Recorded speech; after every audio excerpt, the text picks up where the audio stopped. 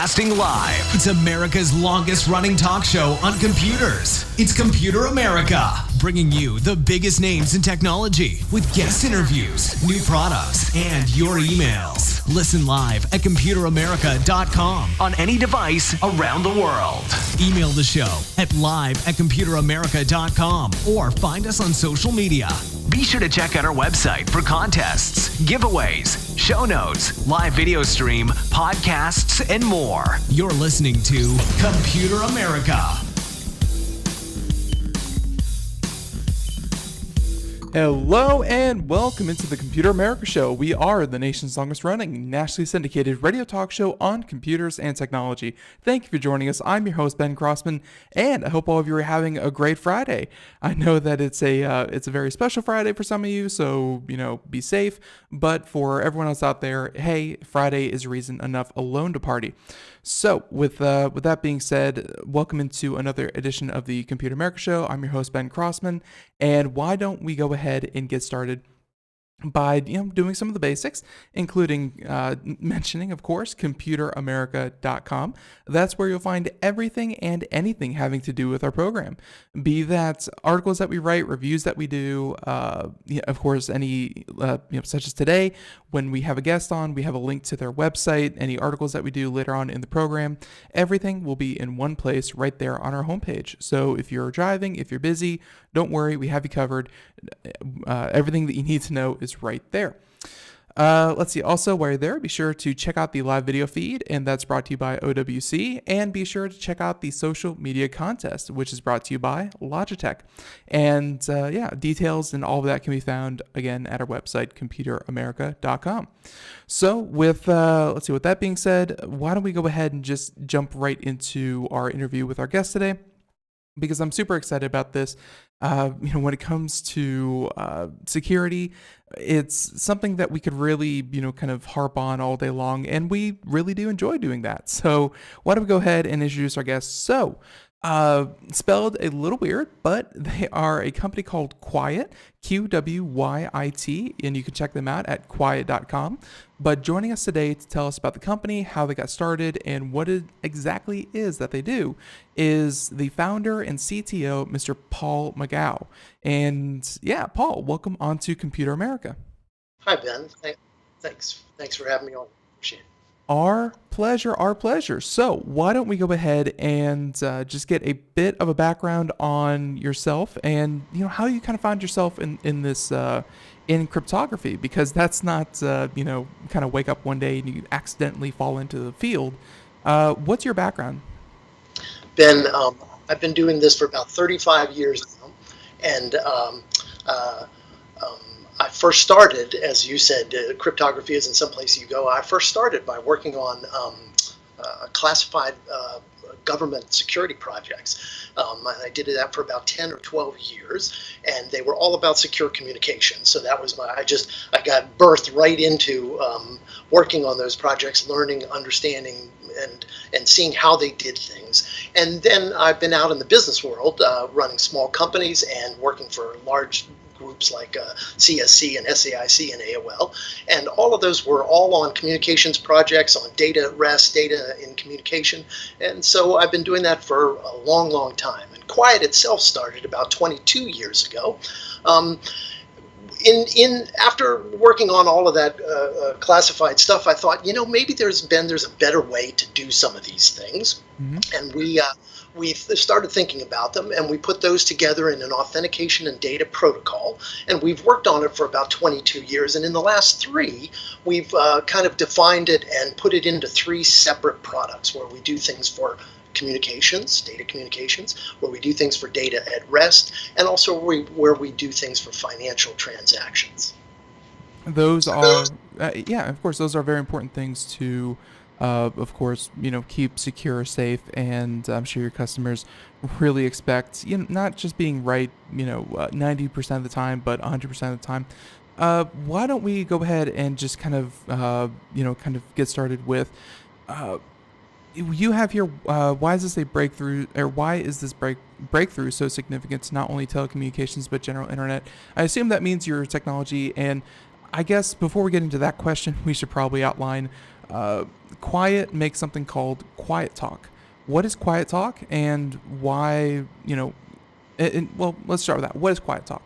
Sure. QwyitTalk is that data authentication and data encryption protocol in a product for providing secure communications. It's different it's different than what's out there today, but it's the same.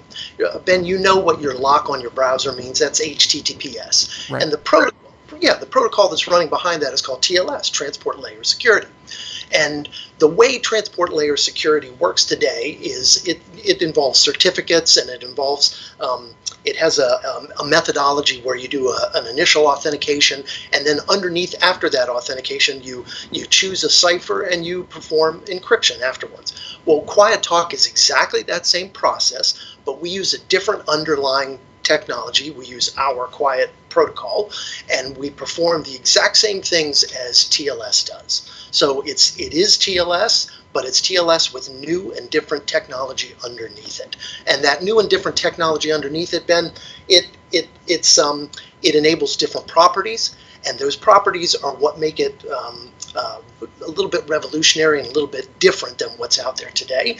And those are things like performance, efficiency, simplicity, the trust model, and the one last thing that we do is we're the only out of all of the encryption methodologies that are used out there today, we're the only one that actually uses the unbreakable one-time pad inside of it. The unbreakable one-time pad. So that's going to be obviously something to. Sorry, just 1 second. Yeah.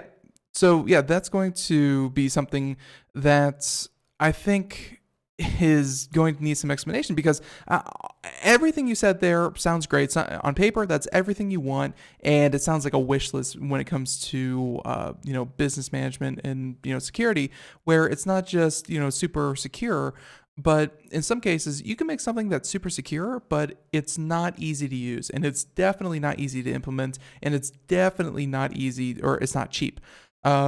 So you seem to have kind of hit all of those and said, oh yeah, and by the way, we're also faster, and this kind of thing. What was kind of the change? Is it that, I don't know, maybe old technology is old technology? You built something a bit newer and based on newer kind of processes.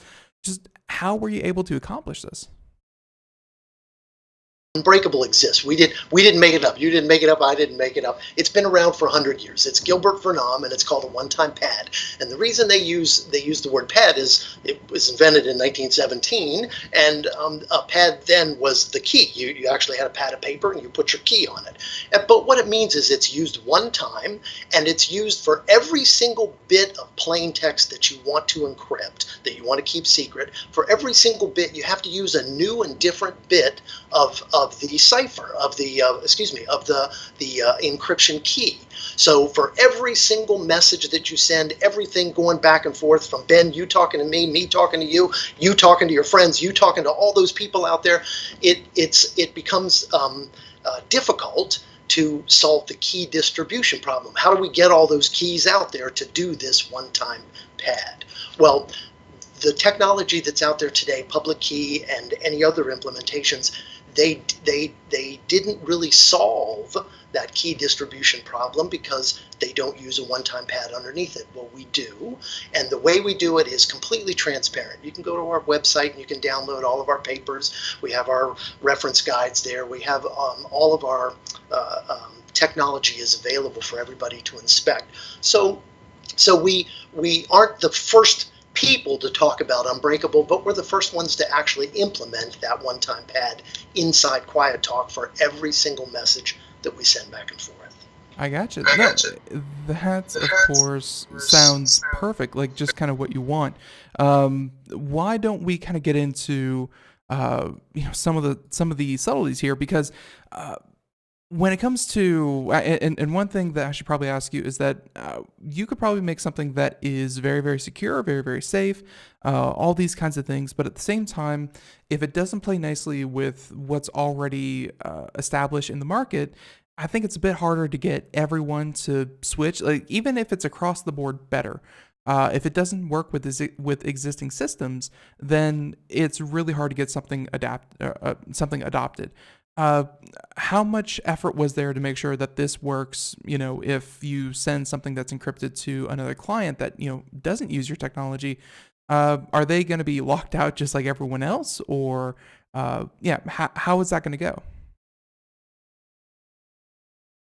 Right. The status quo is a tough thing to attack, especially when the status quo is in something like security. There's a lot that that's existing out there, and it's sort of been stapled in place. It's been stapled, that there's legal requirements and that there's best practice requirements. So attacking the status quo is a difficult thing to do, and to demonstrate and show that your technology really is different and better. It is an uphill battle. Okay, and what we've done though is, in order to try to do that, just like you said, is we want to make sure that it can work in the same way, so that our technology can slide in and be in place of the things that are already existing. And we already just used the example right now of the browser HTTPS. It would be relatively simple to take open source servers and open source browsers and put QwyitTalk in there and use it to be able to talk back and forth, just like you do today with websites where you use HTTPS. And we would, of course, call it HTTPQ. We actually have an I and a port 4180, for doing exactly that. So we have tried to design the technology so that it can be used in place of the things that are already there. But Ben, there's no question that adoption is an uphill climb, and that's why I'm talking to you, so that we can get out there, get people interested, find out that these things do exist, and that they're available for use. In other places like data at rest, there aren't any solutions. Just 3 or 4 days ago, Saks Fifth Avenue announced, oh, by the way, we lost 2.3 million of your records. So there's and Mr. Zuckerberg was in front of Congress trying to explain about privacy controls and et cetera. And there really aren't very good technology solutions for handling data at rest, Ben. So in that regard, that's called Quiet Store. It's just like QwyitTalk, but it works for data at rest as opposed to data in transit, in communications. There's a wide open marketplace for us to attack. And there's a couple of other marketplaces we could certainly talk about, like IoT. The Internet of Things, that's going to be tomorrow, right, Ben? There's smart technology. It's all sitting there waiting and ready. Well, there are no security protocols today that can go end-to-end secure for IoT. There aren't any. So there's plenty of wide open places where we can get our products adopted, and we can get them used, because there's nothing there. Right. And so I guess my kind of feeling there is that it sounds like all this sounds kind of great, but I'm, kind of personally, because I don't run one of these, huge businesses, or really, I kind of come from a consumer background, which I think a lot of our listeners do as well. Not all, but a lot.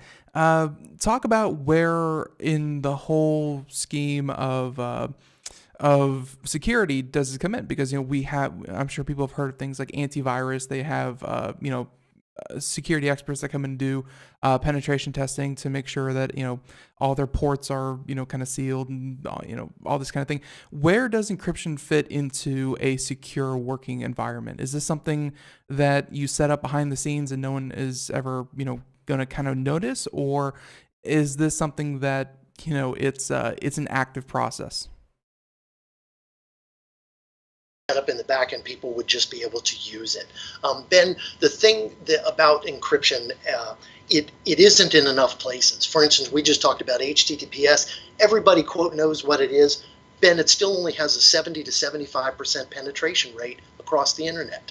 Now, that's kind of staggering, seeing how it's been around for 20 years, the same 20 or 25 years that I've been working on Qwyit technology. HTTPS has been out there, and the adoption rate still isn't there. You still have plenty of websites who aren't performing HTTPS. So when you said, is it behind the scenes, is it there? It would be there because we have those properties that allow it to be in places where it isn't today. And getting to 100% adoption rate requires a couple of really some serious focus on those properties. Right. For instance, the new version of TLS. There's a new version. There hasn't been one out for 8 years, and it's being proposed. It's version 1.3, and they're actually degrading the security to increase the performance. Now, that's not where we want to go with cybersecurity. We've got $6 trillion worth of cybercrime from 2017 to 2021 that we don't want to be going. We don't want to decrease the security. So the properties that are in QwyitTalk, when you said where is it for the consumer, it should just be there. Once we have it implemented and it's there, it should be operating behind the scenes. It should be something you aren't concerned with. It's just there and it works. So I guess my next question will be having to do with, and we follow the news pretty closely when it comes to security, and encryption actually does come up fairly often, but lately it's not about how do we get more things encrypted. When it comes to websites, it's like, if you don't support HTTPS, then we're going to lower your Google rating score. And then everyone freaked out. It wasn't, hey, we're not protecting our customers. It's our Google rank might go down two slots, and everyone jumped on the bandwagon. But I guess my question for you is more to the law enforcement side, where there's been a pretty concerted effort from the FBI and other law enforcement agencies around, actually around the world, that see encryption as a way to hide things that criminals are doing, or it's, one of those things where it's like, if you have nothing to hide, why are you encrypting? Or why should companies build encryption that doesn't have a backdoor for law enforcement? So and again, you can speak as the CTO of Qwyit, or you can just speak as, Mr. Paul McGough. But how do you feel about encryption and law enforcement? And what do you feel is, as someone who provides encryption, what do you feel your role is between companies and law enforcement? Ben, it's a difficult question, and it has lots of angles. Yeah, 5 minutes. The problem with encryption everywhere from a law enforcement perspective is that most of the cost of not having encryption there is a lot higher. That $6 trillion are things like $500 million being pulled out of cryptocurrency exchanges. Okay, and the way that 95% of the attacks occur today is because encryption isn't end-to-end. And it's not just encryption, Ben, it's authentication. You want to make sure that you're talking to the right party as you do all that encryption. So from a law enforcement perspective, when we hear things like we need to open this one phone because it's been encrypted and that's it, that isn't really where the crime is occurring. If you go to the FBI.gov, and they'll tell you they do their yearly security checks, and they tell you how much cybercrime is happening and where it's happening and why it's happening. It isn't really about attacking individuals, it's about attacking the systems, and the systems are deficient because that encryption isn't there everywhere. In terms of law enforcement being able to say, okay, if encryption was everywhere and we need to go and acquire information about a particular party, we want to come and look at Paul. The same way you did it when there wasn't an internet, Ben. You get the proper warrants and you go and look at Paul, and you interact with the companies that provide the services to Paul. So all of the systems that we're building, mm-hmm. and some of the systems that are out there today, they'll allow you to actually not have to have back doors, but if the proper legal procedure, right? The procedure, right, is in place to say we need to take a look at this, you can provide them the answers that they need. So if you have the right technology and it's implemented in the right way, it can answer both people's, the consumer's concern for privacy, which they deserve, and law enforcement for being able to say there's a couple of bad apples out there and we need to figure them out. But right now, today, the problem is much more severe in not having it everywhere, Ben, than worrying about whether we need backdoors or not. Okay? Makes perfect sense. So, and this next question is a bit cheeky, but at the same time, we've heard the term crypto a lot over the past couple of years, and it's because people, I think the first thing that springs to mind might be cryptocurrency. And I'm surprised that, I've been looking over your website. You don't claim, or you don't use the buzzword, the blockchain anywhere. How do you feel about cryptocurrencies, and do they tie in at all with what you do? I'll tell you really quickly, Ben. Um, Blockchain is based on decentralized. Okay, let me start from the very beginning. Sure. All of these systems that we're talking about, if they provide authentication and encryption, which HTTPS does and which the blockchain does, they provide both of those services. When you provide both of those services, they're based on a trust model, Ben. You have third-party trust in certificates. When you go to Amazon, when you know from your browser that you're at the right Amazon because Amazon got a certificate from somebody, whether it's VeriSign, GoDaddy, Thought, which, some company, they provided that process. That's a trust model. That's a hierarchical third-party trust model. The blockchain is based on decentralized trust. The first kind of questionable thing, then, about decentralized trust is I have a hard time personally finding out where in human culture do we have decentralized trust.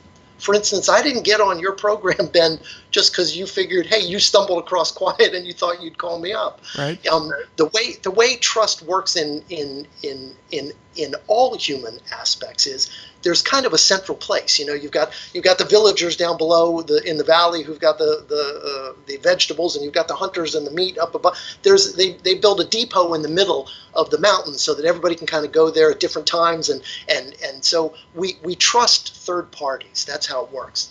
The blockchain is based entirely on decentralized trust. That's the first thing about it. Okay. That makes the application kind of unique. Then when you try to put it in certain places where you say, well, there's decentralized energy. For instance, blockchain and energy is kind of a big thing now. And you say, okay, well, what about the actual technology of the blockchain? Meaning the blockchain has to keep growing because that's what it is. You and I make a transaction, we add it to the chain. Well, Ben, as you can tell, when you get big and a lot like energy for all of the United States or something, and then you start to say, well, the chain gets really, really big. And unfortunately, what happens then, because of energy and the process of trying to calculate and manipulate that chain, what happens is you start cutting the chain off. Now, so unfortunately, you're cutting the technology off, but it has to work that way for the trust model. So there's a couple of fundamental questions about blockchain that in a circle of what it's based on and then how it actually does what it's based on, those two things going around in a circle and then applying them is kind of, it's a little bit questionable. I'm not really sure. I haven't decided either way, Ben, whether I'm for or against blockchain for exactly those two reasons. No, I don't blame you at all. And in fact, again, it was kind of a cheeky question to begin with. You gave a great explanation, and I'm really glad that you did. But we've seen, more and more, we've seen a lot of companies, even some who try to come on the show, just throw the term blockchain and cryptocurrency, and they try to, kind of get people excited because, hey, potentially you could make millions of dollars. But no, you're here actually pushing a real standard and real technology. So let's talk about some of these companies. So, cryptocurrency is one part of this. The other part is security. And when it comes to security, over the past 2 years, one thing has become painfully obvious, and it's that companies don't seem to be able to keep themselves, companies don't seem to be able to keep themselves or the data of their customers safe. And in some cases, such as you mentioned Saks Fifth Avenue, I believe that there were, many, many others, where things were just kind of sitting around in plain text documents on unsecure servers and, just all around kind of a either laziness or just negligence when it came to actually protecting data. Talk about what these, do you think that, kind of hindsight 2020, but could there have been a way to prevent a lot of these, with maybe your technology or just, kind of in general? Are data breaches inevitable, or like the ones that we've been seeing over the past couple of years, just kind of, the outcome of years of, just really not caring? Here's the story. What happens with data at rest is that So let's say Saks Fifth Avenue had encrypted all of it. Okay. Great. So now somebody steals it and it's all encrypted. Well, where would Saks Fifth Avenue keep the key? Okay, is it one key? Is it, let's say it was 2.5 million records. Is it 2.5 million keys? Where do they keep them? And if you're in the network and you can get the encrypted version or whatever, you can probably go find the keys. So the problem with data data storage and data at rest is it's sort of just like we just talked about the blockchain. Whenever you implement authentication and encryption as a system, you have to go back to who owns it, who do we trust, why do we trust them, how do they use that trust? The product that we're developing, Qwyit Store, that we just filed a patent for just yesterday, and it'll be up. Congrats. The descriptions will be up on the site over this weekend. Data at rest, the problem is sort of, it's when you said, is it always going to be there? There's a feeling that there was the Wild West, right? Where they just were bank robberies every which way, and it was like, and then all of a sudden it kind of stopped. And you say, well, what did they do to make it stop? Well, they changed where everything was. They changed the ownership for it, so you couldn't just go into a bank and steal all the money. Okay, so we need to do the same thing. We need to change the model. And Qwyit Store tries to say, instead of going to Equifax and stealing 140 million records, you'd have to go to 140 million places. Because, Ben, that's your data. So why don't you own it? Why isn't an encrypted version from you stored there? So that if somebody went to Equifax, they would get 140 million encrypted records, but they'd have to go to all 140 million people to get the keys. Well, that would never happen. So you've solved the problem. Now, you can't just say that. Paul just says that, and this is great, and Ben, you hang up and we move on. You have to actually implement it, and it takes a couple of properties. Remember when I started back before and I said, we're really fast and we're really efficient? Those underlying techniques that we use, Ben, those are the things that give us the properties so that you can do that all the time. Because once you store your record at Equifax, people have to use it, Ben, and they've got to come and get the key from you. So how do they do that? Well, that's what Qwyit Store allows. You can do it really fast, so you can do it really often. Everybody knows that speed makes a huge difference. So if you can do something really quickly, you can do it more often. You can do authentication more often. You can do it every time you talk. And if you can do encryption really fast, because that one-time pad is nothing more than an XOR, but it's the way you create the key that makes it work. If you can do that really fast, and those are benchmarked on our website too, then you can put it in more places again. So speed and performance and efficiency make all the difference in actually implementing a product that solves that problem that you said. Is it going to keep happening? It is, Ben, if we keep doing the same thing. I was talking to somebody the other day, and Sure. You've heard that Einstein thing. You can't keep trying to do the same thing Insanity. and expecting different results, right? I call that Einstein crazy, okay? And the way we're going about it today is Einstein crazy. We keep using the same tools. We keep using the same processes. And like I said, that new version of TLS, they're trying to degrade the security to increase the performance. That's not the answer. We need to have the performance there while we do authentication and encryption all the time, every time. That's how we need to do it.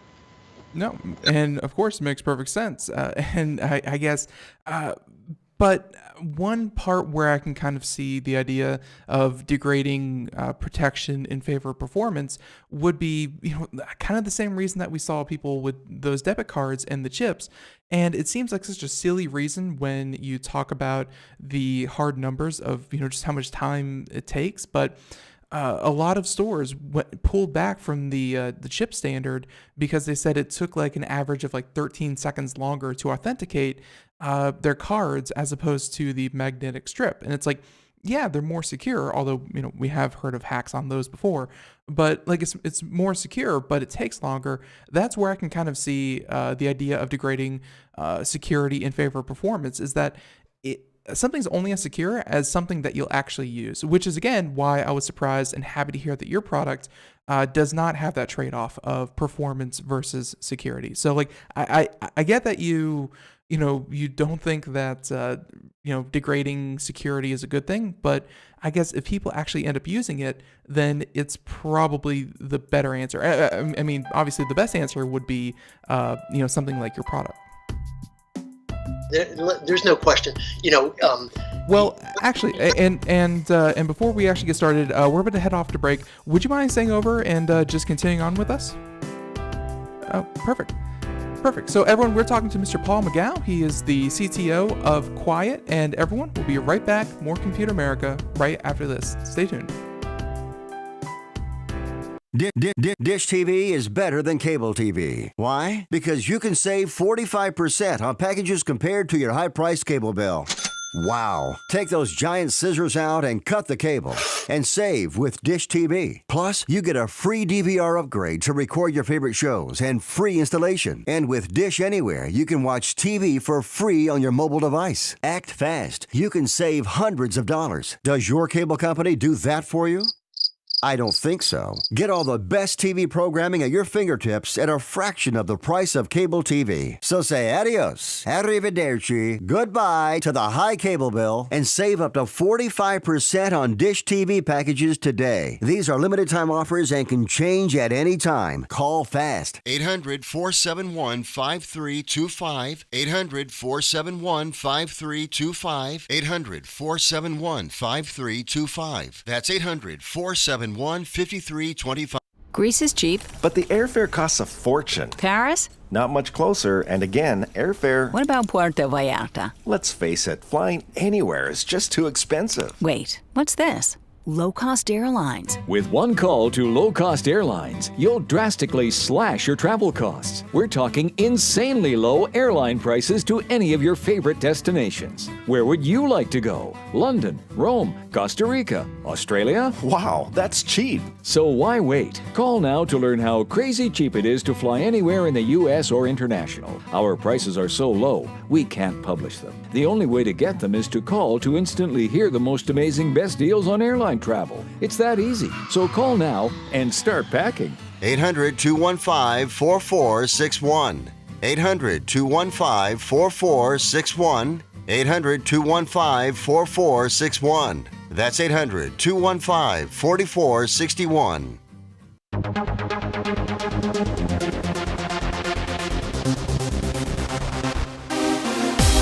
And welcome back to the Computer America Show. It is, 32 minutes past the hour as we continue on here. And we are talking to the founder and CTO of a company called Qwyit, again, spelled not quite how you're thinking, Qwyit. And if you don't remember it for some reason, feel free to head on over to our website where we have a link directly to that on our homepage. And of course, if you missed any part of today's interview, feel free to check out the podcast version of the show, which is simply the entirety of today's show rebroadcast wherever podcasts are heard. So Paul has graciously agreed to continue on with us. And I apologize for kind of leading on with a question there, but you were about to get into the idea that where the trade-off for performance versus security is definitely a bad thing. At the same time, it's the security that you'll actually use is the better of, is the best alternative. Here's the thing, Ben. If somebody came up today and said, I've got this new cool energy or whatever, but all the lights in your house are only going to shine half the time. I don't think anybody would be happy about it, Ben. So if when security comes up and tells consumers and all of your listeners, if I were just a listener and I popped onto this show and you told me that it was a good idea, or you had somebody sit here and tell you that it's a good idea, right, that that out of the three things, performance and security and use, that we would we'll go ahead and give up security so that we have that we can get performance and use. I go, Ben, that's not the answer. It can't possibly be the answer. And I hope the hairs on the back of their neck stood up and they were like, that shouldn't be right. What we need to do is task people like Paul, who are standing here telling you that they have a cybersecurity product or whatever, and that it's a cybersecurity product that actually is targeted at the real problem. Ben, the real problem is we're out there providing solutions that are the same. They just don't have it, and it isn't a good idea to tell everybody that, well, we're going to take yesterday's solution that already had $6 trillion worth of problems. We're going to now twiddle it a little bit, and we're going to tweak it, and we're going to make it actually worse to try to get you to use it more so that we only have $5.9 trillion worth of stuff.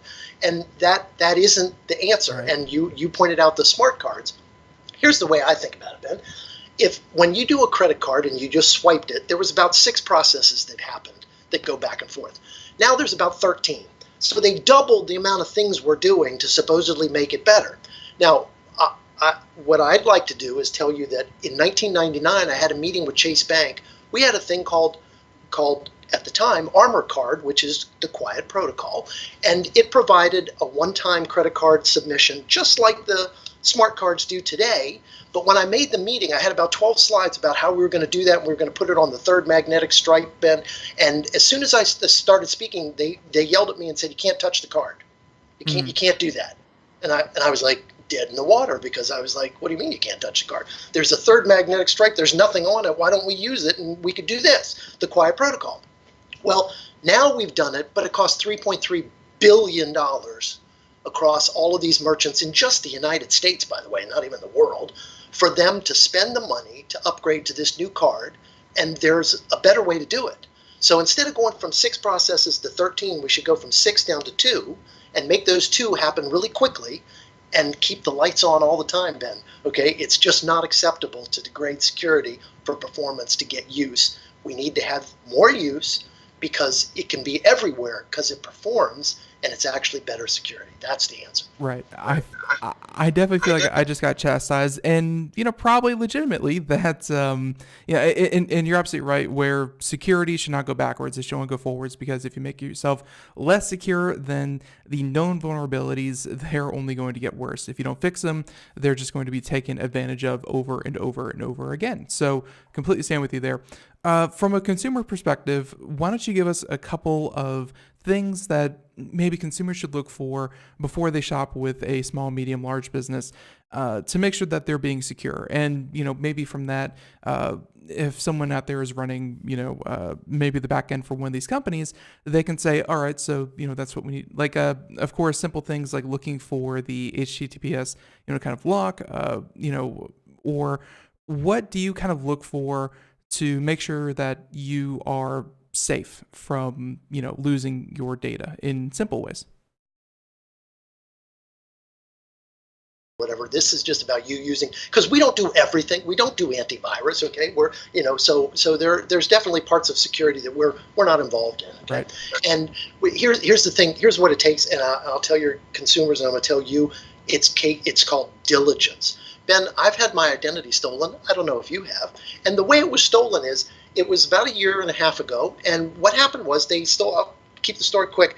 They stole my credit card, but instead of taking my credit card to the mall and using it or whatever, they did a $1 change of address with my card. And they only moved my first class mail for 20 days, and they opened 4 credit cards in my name.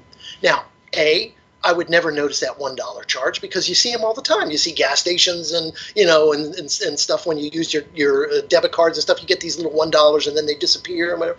And then I would never have noticed that my mail wasn't there, because I was still getting 4th class and all my junk mail and my magazines, whatever. And they would have opened those cards, and they had them all set up for bill pays, auto bill pays. I just happened to get lucky, Ben, because I was diligent, and I noticed on my credit card statement it said $1 change of address, and I was like, I didn't change my address. So to defeat that whole entire thing, and I did get it stopped, but here's an interesting side, Ben. When I called the United States Postal Service and I said, hey, I didn't make that record, then they wouldn't divulge anything to me, because they were under privacy laws to say, well, if you admit that it wasn't your record, even though it's your name, we can't tell you anything about it. Isn't that kind of crazy? So we have this, we have an umbrella that says it's kind of confusing and difficult, so your users need to be diligent. So look for things all the time. Change your passwords. Whatever recommendations you're getting from your merchants, whoever they are, whether they're credit card companies, whether they're the large stores that you go to, whether they're the online presence that you go to, and they recommend things for you. They say, why don't you turn on 2-factor authentication? Is it too much to get a little text on your phone? Probably not, Ben. So do it. So first of all, look for coverage that's total. So if you go online and you say, I need to worry about malware and adware and whatever, try and get something that'll do all of it together for you, and make sure that you stay current with it. Let it get the updates and all of the things that you need to do. So it's diligence, and it's following the recommendations of everything that you've been out there and read. Those little listicles that say, here's the 7 things you need to do to stay safe while you're online. Do them. Okay, so it's really just about being diligent and paying attention and participate. All right, so I'll leave this interview with this last kind of line of questioning, and it has to do with, let's say someone is they come to your website, they run, let's say, a decent sized e-commerce site on the internet, and they want to make sure that they, everything's encrypted, everything's good to go, and they come to you. Do you sit down and kind of consult with them? Do you have like a catalog and you say, I'll take a number 2 with cheese? How do you actually interact with the customers, and how do you provide the services that you do? QwyitTalk itself is a large thing, just like you said. It's TLS in the browsers and the servers. So what we need to do is we need to stand it up as a service, and then we have a uniform and universal way for anyone who's writing software, who's building apps that can connect to it and provide instant security for their products. And it's a small sheet of paper, and it's a small SDK for their development shops to put inside there. So we're trying, Ben, to, instead of doing this as a consulting one-off and solve your problem and this problem and that problem, is we want to stand up a large service that can operate for the entire world. So we definitely need some partners. That's one of the other reasons I come on here. We can talk to people and provide our services and our technology, one-off for solving particular problems that they may have. But what we're trying to do when we stand up QwyitTalk is we're trying to make this a universal product, and we need some help. And so hopefully some of your people that are out there listening will go to our website and want to participate and work with us to stand up that service. Go ahead and explain what they'll find at the website. When they go to your website, and by the way, again, there's a link to it in the show notes. When they go to your website, what can they find there, and how can they contact you? They can click on the Let's Build It link right there at the top of the screen, and it's right there with 4 different bullets that kind of explain what we do, how we do it, and the Let's Build It one tells you exactly what we're looking to do to stand up that QwyitTalk service. And over this weekend, it'll talk about how to stand up our Quiet Store service for data at rest. All right, no, makes perfect sense. And I think we're going to kind of wrap it up there. And I will say that Paul McGough, he is the founder and CTO of Qwyit. And honestly, it sounds like you have a huge, huge task ahead of you, but a worthy one, and one that, by all accounts, probably needs a good tackling. So, Paul, I will say thank you so much for coming on and explaining this to us. And good luck. It's going to be a big endeavor.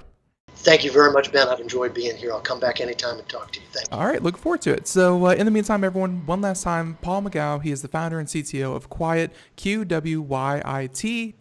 Check it out. And Paul, until next time, have a great day. Thank you. All right, bye-bye. All right, everyone, so there he goes, and we're going to wrap that up there. But again, check out that website, and you can kind of see everything right there. It's, sometimes we have people on the show that, offer a doodad, a widget, a gizmo, a gadget, and, sometimes we have people trying to change the face of the internet as we know it. So good luck with that. Honestly, I'm all for new technology. Sometimes old technology, it's in place, not because it's the best option, but because it's the legacy option. It's the option that was there to begin with. So not saying that, there's anything wrong with what he's doing. It's just that it's going to be a difficult journey. And hey, I'm glad that he was able to come on to Computer America and get the word out, because that's what we like doing. So there you have it. All right, so in the meantime, we have a good 15 minutes left, and we are going to dedicate that time to computer and technology news. And this is a segment dedicated entirely to the latest news, everything, pretty much coming from today. And we're going to talk about the latest and greatest stories that, hey, we feel you should definitely know about. So here we go, computer and technology news, brought to you by OWC. Here we go.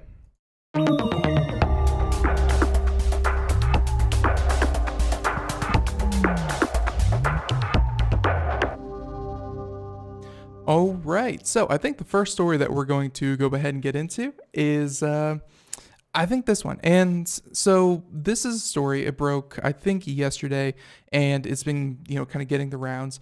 It happened in Canada. So, not immediately, within Computer America's, kind of purview, but at the same time, it's something that has happened to a lot of white hat hackers, to a lot of whistleblowers, to a lot of people who draw attention to different vulnerabilities. And then instead of being hit with, thanks for finding this, let us know how you did this, we'll work to fix it. Here's a reward for what you're doing. Thank you for making our product safer. Instead, they are met with some kind of retaliation, a bit of backlash, where in this case, it was a Canadian 19-year-old had his door busted down by, Canadian SWAT and was arrested on the spot. So here's what happened if you didn't catch the story a couple days ago, but Canadian authorities, and by the way, this coming from the EFF, the Electronic Frontier Foundation, and they do a lot of work with digital rights and, these kinds of things. But they said that he downloaded thousands of public records and hosted and available to all on a government website, where the whole episode is an embarrassing overreach that chills the right of access to public record and threatens important security research. So, so to get an idea of what happened, this was a government failure in terms of keeping their services, kind of safe. And this teenager, this 19-year-old, was poking around the Canadian.gov's website and found that the URL, the link to the website, as they would change, they were just numbers. And he could, by changing, let's say, an 8 to a 2, he would land on a different website.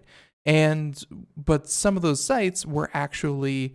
he landed on a different page, and those pages were actually, I think, sensitive data of over 250 people and government employees.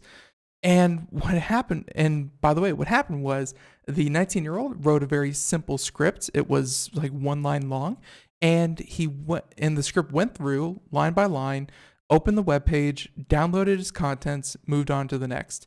And he downloaded all of this and then was going to read through it later, see what it was, and then, whose ever guess it is to what actually would happen to it. Well, I guess when you download hundreds or thousands of web pages, the government takes notice. They tracked him down, found his IP address, found his physical address, and busted down the door, arrested him, and actually, I think there were some cases of actually picking up his 6-year-old little sister who was walking down the sidewalk coming back from the bus stop, and actually picked her up and were questioning her. They took the entire family and were asking why they were downloading protected government material, which again was completely hosted out in the open. This was not behind firewalls. This was not some kind of intrusion that he did. All he did was go up to his, in any web browser, change one digit, and bing, bing, boom, hey, you find yourself with protected material. So they said that these documents were hosted on a government web server that also hosted public records containing no personal information. And every request hosted on the server contained very similar URLs, which differed only in a single document ID number at the end of the URL. So then, again, he was able to download all of the FOIA requests. So, the lack of any technical safeguarding shielding the freedom of information responses from public access would make it difficult for anyone to know that they were downloading material containing private information, much less provide any indication that such activity was, quote, without authorization under the criminal statute. Essentially what they're saying there is that he wrote that script, downloaded everything, and then he was going to go through it But by that simple act, they say that him downloading those documents, which were private, means he broke the law. But they weren't protected. They weren't protected by a password. They never said that, hey, these are private. Do you have proper clearance to see these? No, they were hosted on a public server, and he was able to grab them very easily. So, according to the report, more than 95% of the 7,000 Freedom of Information responses in question, including redactions for any information properly excluded from the disclosure under Nova Scotia's FOIA law. Freedom of Information laws are about furthering public transparency, and information released through the FOIA process is typically considered to be public to everyone. But anyways, the article kind of goes on for a bit here, and we're not going to be able to get to all of it, but they said that even if the teen is ultimately convicted in court, this incident calls for a re-examination of Canada's unauthorized intrusion regime and law enforcement use of it. And the law was not intended for cases like this and should never have been raised against an innocent internet user. So, there you have it. It's, it was something that, again, he kind of stumbled upon, and he was going to look into it for whatever ends, that's for the prosecutors to decide why he was actually downloading this. But at the same time, they didn't exactly make it very hard for him to break the law in such an egregious manner. So hopefully this 19-year-old didn't just ruin his life by accidentally downloading illegal material. And by the way, I feel like if you accidentally download privileged material, then, you aren't really taking the proper safety measures. But at the same time, there you have it. And we'll definitely be following up on this case. So with, I think with that being said, let's go ahead and move on to the next one. And again, we're going to blow through a couple of these just to kind of get them out there. Let's go ahead and talk about Ryzen. This is one of our headlining stories, and Ryzen, they are a chip manufacturer. They're AMD's latest line. They compete against Intel's, Kaby Lake and, latest line of processors, Skylake, Kaby Lake, whatever, new Lake Intel has. Well, the second generation Ryzen chips announced last week are out, and reviews have hit the net. And well, unlike the situation last week, we're now free to talk about what has changed in the second generation chips and where their improvements lie. And by the way, this article coming to us from Ars Technica. And I definitely do appreciate the little tongue-in-cheek TikTok sub-headline, because that was traditionally what Intel was doing, where you have a tick and a talk year. The tick year was something new was introduced, a new iteration of a processor, and then a talk year was an incremental improvement to that. So that would be a talk year, and then the tick year would be a complete redesign and hopefully performance increases. So even though Intel's been on sort of a tick, talk year, it looks like AMD really isn't doing too much to break the same cycle. But check it out, some of these speeds, and they're actually super impressive. That's one thing that Ryzen traditionally has been able to do very, very well. And it's the idea that the cores and the threads that come with the Ryzen chips, they're much more focused on hyper-threading or multi-processing kind of applications, where, for the longest time, the best Intel chips that you could get were 4-core, 8 threads, which meant that you could run, a couple of processes that would tie up a couple of threads, and then they start to cannibalize one another. Well, when Ryzen came out, they were, Ryzen, especially things like Threadripper, I think they topped out at like 1224. So like a 12-core, 24-thread processor. The ones that they released this week are, in fact, the 8, and again, the best ones are the 8-core, 16-thread. So they go from 3.7 to 4.3 hyper-threaded clock speed. So 4.3 gigahertz, not half bad. about the same speeds that Intel boasts. So, but of course, the main difference is again the amount of threads that you actually get. And again, the idea of more threads is that you could run more processes at the same time. So if you are someone who maybe uses a lot of browser tabs or uses multiple programs at once, then these should really appeal to you. And by the way, the best of the best tops out at about $330. So, not bad for a processor, especially for an 816. So they said that the second generation parts also have a much smarter version of Precision Boost, which is their essentially overclocking software. And they said that the highest speeds can only be hit by a single core. And as soon as more than 2 threads need to have their performance boosted above baseline, the whole chip drops to the all cores boost speed. And under lighter workloads, those that can use more than 2 fast cores but fewer than 16, this tends to leave some performance on the table. There's enough power, thermal headroom to run, but the chip simply can't do it. So, again, Intel and AMD, they do these little tricks to try to make their processor seem faster, better, more stable, run a bit cooler. They do all these little tricks. Recently got Intel in some trouble when it came to the Spectre and the Meltdown. But yeah, there's going to be differences in chips for sure. So let's see. Let's say that, and by the way, this article, which we include in the show notes, is great because it has a lot of benchmarks in it. Really cool to see. But at the same time, let's go ahead and wrap this one up here, saying that overall, the second generation Ryzens have almost something of an Intel feel to them. Intel, for many years, had what called the TikTok development cycle, as we talked about. And they said that Zen Plus isn't quite an Intel tick, where Intel's ticks actually made the processor die smaller, and AMD hasn't done for Zen Plus, but is nonetheless a small architectural improvement to focus on particular weak spots of the Zen design. So, critically for AMD, Intel has had to abandon TikTok due to difficulties with its manufacturing process.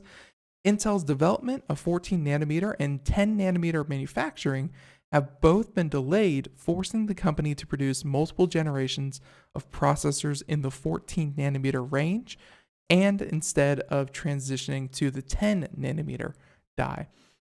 So, and again, his takeaway is essentially there are moderate improvements. This is nothing that you're going to want to throw away your previous generation Ryzen for. But hey, if you were looking to jump on board, the Ryzen train, this is certainly a solid competitor. So you can definitely check that out. All right. So let's see. In the meantime, we're not going to be able to get to any more stories, but just to touch lightly on a couple of them. Those include AT&T is about to switch on its pseudo 5G network. So don't be alarmed. AT&T is about to roll out 5G in certain markets, and it's not 5G. The article, I believe, calls it something like 4G LTE. Here it is, 4G LTE LAA. So, it's not 5G, it's 4G LTE LAA. And it can deliver speeds of up to 1 gigabit per second wirelessly. Very, very fast. But, I'm sorry. So, they said that, the pseudo 5G, 400 megabits per second. The actual 5G runs up to 1 gigabyte per second. So it's a stopgap measure. It's a step between the two. And hey, it's going to be a great boost if you can get it. But know that 5G itself is not what they're going to be promising. So just be on the lookout for that. And hey, everyone, wait with bated breath as 5G does come to an area near you. Folks, we're just flat out of time. I want to again thank our guest Qwyit for joining us on the program. Thank you so much for tuning in, and of course, have a great Friday. If you happen to be partaking today, stay safe, don't drive, and everyone, hey, looking forward to catching you back here Monday through Friday, 4 p.m. to 5 p.m. Eastern. So until next time, thank you for tuning into Computer America. Be sure to catch us live on the IRN Radio Network.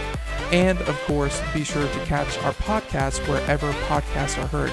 And also check out the live video stream over at twitch.tv/Computer America. So until next time, have a great day. Thank you so much. And have a great one. Bye, everyone.